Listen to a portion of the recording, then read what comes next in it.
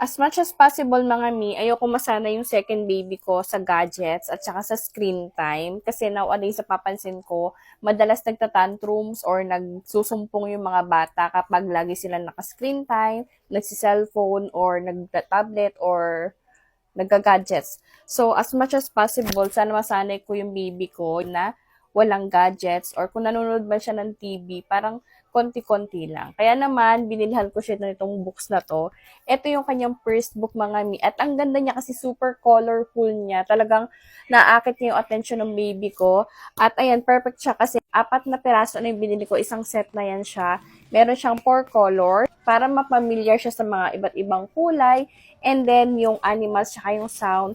Then, yung ABC, and lastly, yung numbers. So, and ganun ko siya balak ituro kay baby, paunti-unti, para masanay siya magbasa ng books at para ma-excite siya kapag nakakita siya ng mga ganitong libro. So, ayun mga mi, kung gusto niyo rin ito para yung mga baby niyo matuto din habang baby pa at saka para maiwasan yung paggamit ng mga gadget at saka yung screen time, ayan, bili na rin kayo nito kasi super mura lang niya at very useful to. Alam ko magagamit ko to kay baby. So, yun lang. Lalagay ko yung link sa yellow basket. Bye!